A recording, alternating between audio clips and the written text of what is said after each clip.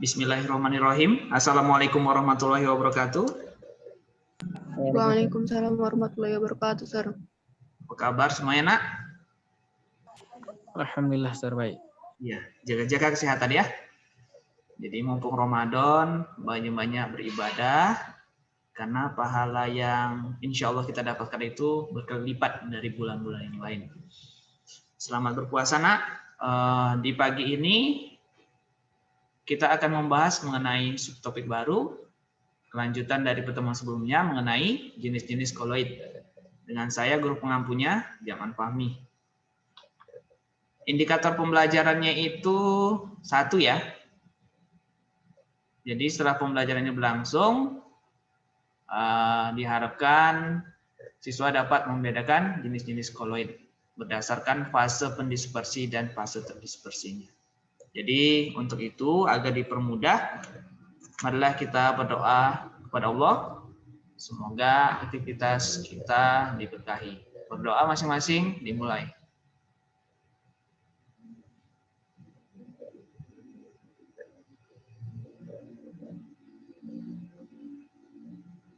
Berdoa boleh selesai. Oke, jadi setelah membaca indikator ini, kita menemukan istilah baru ya.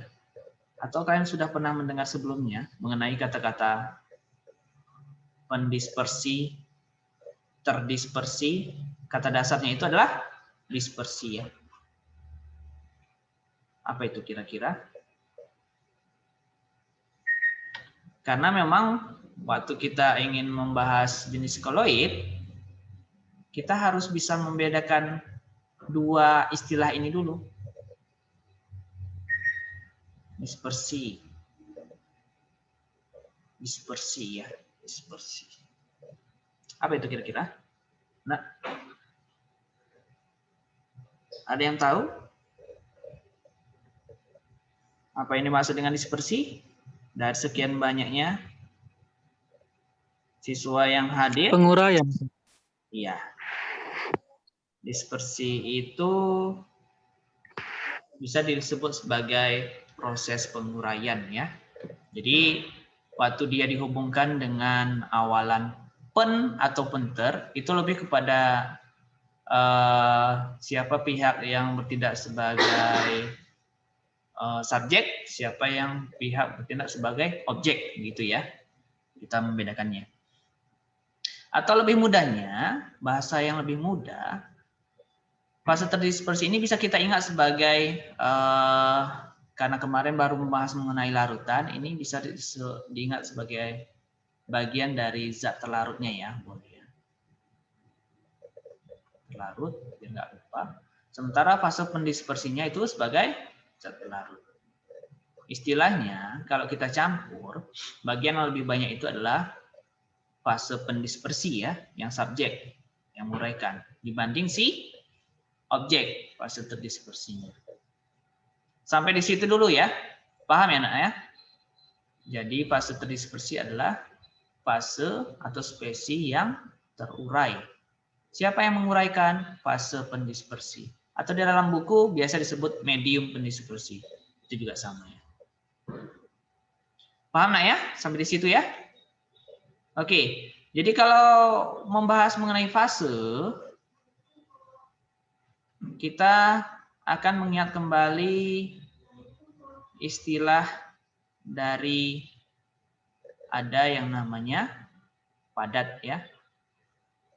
Padat. Bahasa Inggrisnya solid ya. Ini kalau dalam kimia pakai huruf S kecil ditulis di belakang setiap spesi.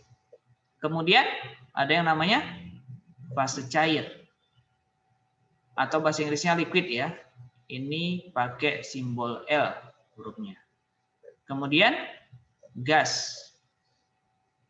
Ini bahasa Inggrisnya juga gas ya. Pakai huruf G. Sementara yang terakhir ada lagi tambahannya adalah aqueous. Atau dalam hal ini bahasa Indonesia saja ya. Larutan. Ini AQ. Keempat ini kalau dalam kimia. Tapi dalam hal membicarakan masalah campuran ataupun dalam hal ini koloid, Yang tiga ini yang kita pakai. Dari padat, cair, dan gas. Sudah? Oke, langsung saja. Ada 8 jenis koloid yang dikenal. Yang contohnya bisa kita temukan dalam kehidupan sehari-hari. Nah, ke-8 ini bisa kita bedakan dari dua fase tadi. Fase terdispersi. Ingat, yang sebelah sini terdispersi. Berarti bagian ini yang lebih sedikit jumlahnya. Kemudian yang ini medium pendispersinya atau fase pendispersi. Ini nama jenisnya. Kemudian sebelah kanan itu mengenai contoh. Oke. Kalian boleh screenshot ini sebentar. Nah, sambil kita belajar, sambil mengingat, sambil menghafal ya sedikit. Ini harus ada hafalan sedikit. Tapi akan saya kasih tahu bagaimana cara mengingat mudahnya. Sudah di screenshot, nak? Sudah? Sudah, Sir. Oke, kalau sudah, nah ini saya jelaskan ya. Yang pertama, kalau kita lihat dari urutan ini, yang pertama itu aerosol ya. Jenis koloid aerosol. Aerosol itu kalau kita baca di sini ya, fase terdispersinya padat, fase pendispersinya gas. Dari nomor 2 sampai 8 ada lagi nggak aerosol? Nomor 4, Sir. Ya, nomor 4 ya. Nah, perhatikan antara 1 dan 4 aerosol juga ya. Nah, yang di sini apa yang membedakan antara nomor 1 dan nomor 4? Fase terdispersinya, Sir. Iya, fase terdispersi. Artinya, kalau kita mengingat aerosol, kita ingat dari fase pendispersinya. Yang sama. Apa yang sama? Sama-sama gas. Medium pendispersi aerosol itu sama-sama gas. Yang membedakan fase terdispersi. Jadi, dengan menyebutkan fase terdispersinya, kita sudah bisa membedakan aerosol. Kalau dia fase terdispersinya padat, berarti dia aerosol padat. Ya. Kalau dia fase terdispersinya cair, berarti dia aerosol cair. Sudah. Gitu. Udah ingat ya? Aerosol yang pertama, ingat kembali. Aerosol itu merupakan jenis koloid yang medium pendispersinya menggunakan fase gas. Jadi kalau gas dalam gas, Sir, nah, gas dalam gas bukan koloid lagi ya. Kalau gas dalam gas itu sudah termasuk dalam kategori partikel yang sama-sama kecil, yang tidak bisa dipisahkan lagi. Apa itu kemarin? Larutan. Kalau gas dengan gas itu termasuk dalam larutan ya, bagian dari campuran kemarin. Sudah? Sudah diingat, nak? Yang kategori yang pertama adalah aerosol. Kemudian kategori kedua, ini saya gunakan tinta warna hijau ya, biar beda dengan aerosol tadi. Aerosol tinta warna merah. Yang kedua, perhatikan jenis koloidnya, namanya sol. Kebetulan langsung saja berdampingan dengan di bawahnya ada juga sol padat. Apa yang beda? Apa yang sama, nak?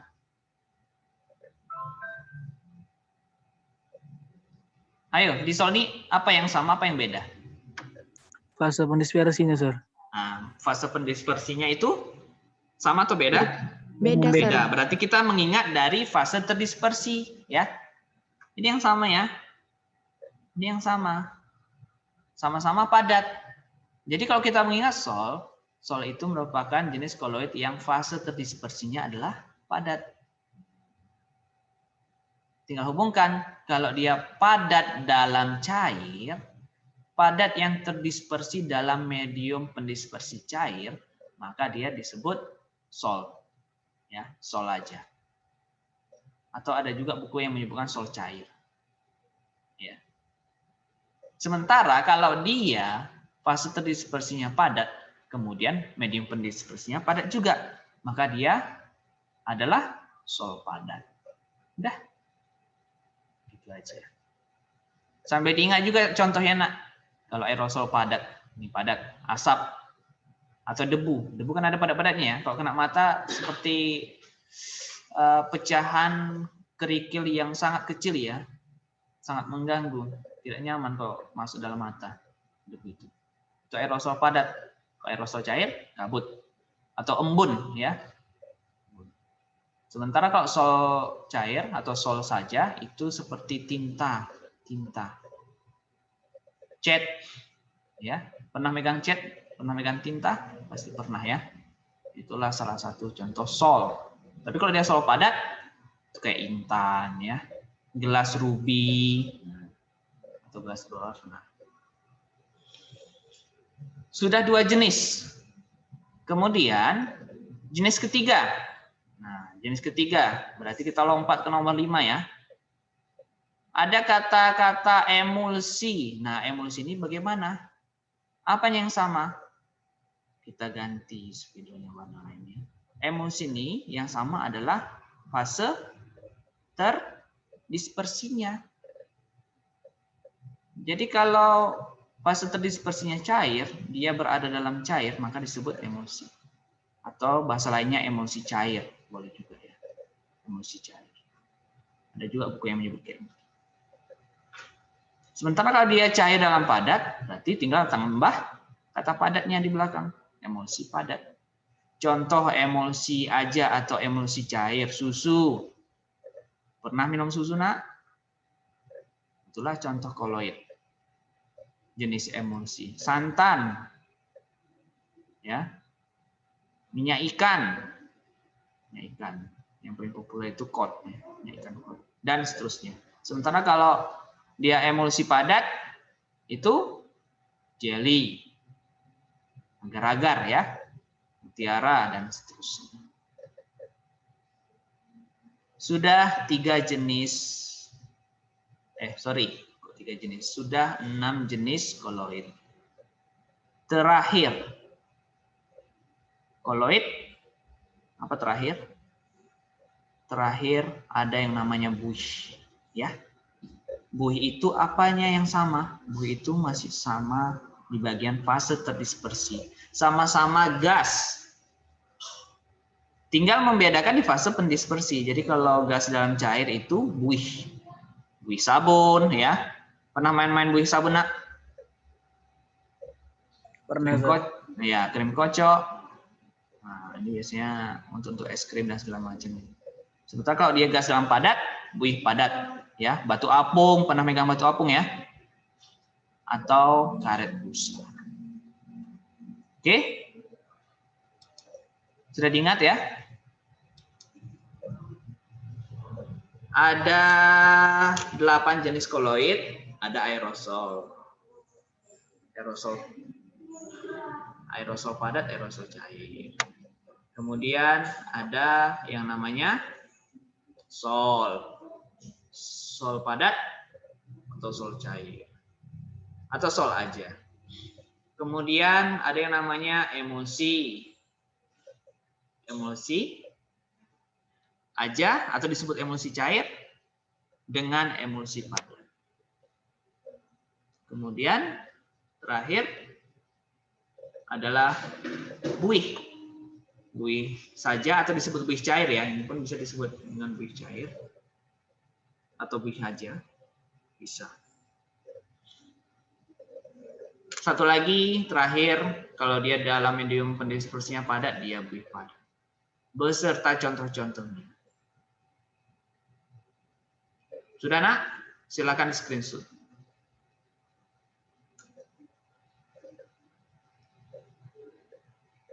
Silakan screenshot.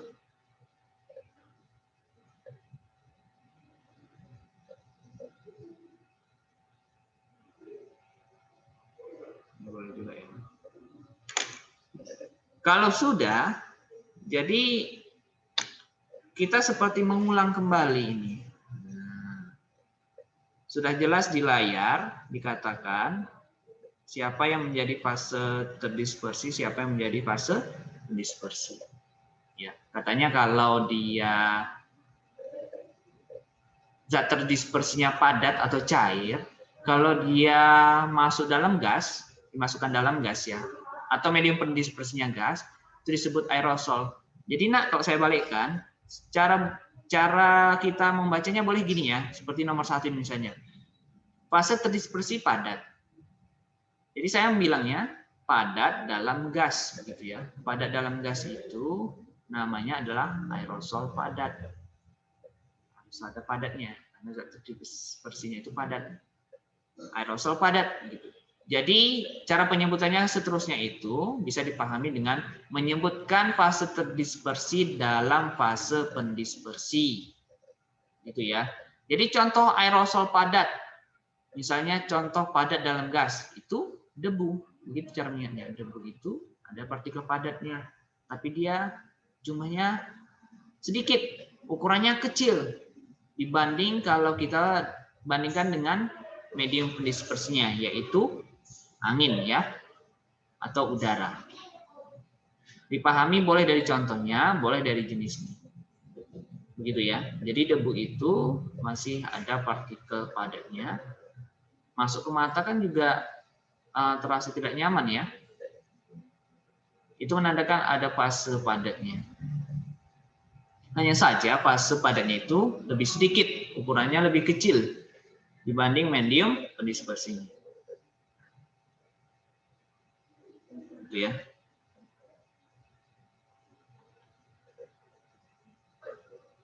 Oke, balik kemari.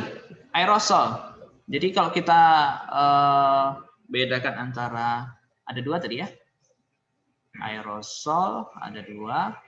Ada yang versi cair, ada yang versi padat. Nah, coba masing-masing ini apa contohnya, nak? Aerosol cair apa contohnya? Kabut, Sir. Apa? Kabut. Ya, kabut. Good. Sementara aerosol padat apa contohnya tadi, nak? Debu, Sir. Hah? Debu. Debu ya. Berbayang suaranya, nak ya. Debu. Oke, sampai di sini paham ya? Ingat aerosol ada dua, ada dia cair, ada dia padat. Bagaimana cara mengingat aerosol? Aerosol itu medium pendispersinya itu adalah apa medium pendispersinya tadi? Gas, Udara. Sir. Gas. Ya. Oke. Lanjut. Sol. Nah, memang di atas sudah dibacakan ya. Kalau dia fase terdispersinya padat, itu dia disebut sol.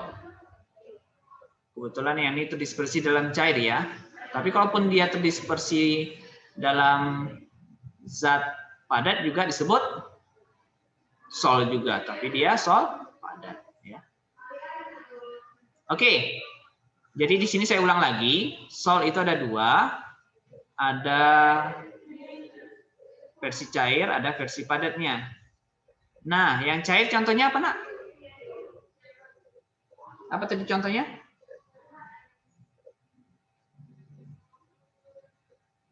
Apa? Sol mas tadi, Sir. Cat. Oh ya, Cat. Yang padat apa contohnya?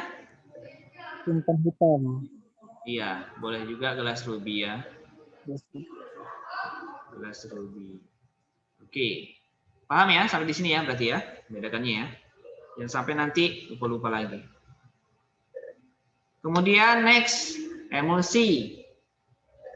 Nah, emulsi tadi diingat apanya yang sama? Fase terdispersinya ya, fase terdispersinya zat cair. Ya. Dalam zat cair yang lain atau dalam zat padat lain ya, zat padat lain. Jadi emulsi itu juga ada dua jenisnya, ada emulsi cair, ada emulsi padat. Nah, contohnya masing-masing, masih ingat nggak tadi? Emulsi cair. Susu. Ya, susu. Kemudian emulsi padat. Agar-agar ya. Agar-agar. Paham ya, nak ya? Next, buih. Nah, kalau buih, apanya yang sama tadi? Fase terdispersi ya, gas dalam zat cair. atau juga bisa juga dalam zat padat. Jadi ini juga ada dua ya. Jadi buih itu ada dua jenis, buih cair, buih padat. Buih cair atau buih haja, apa contohnya nak? Buih Buih sabun, Sir. Kok buah saya tulis ini ya? Iya, buih sabun.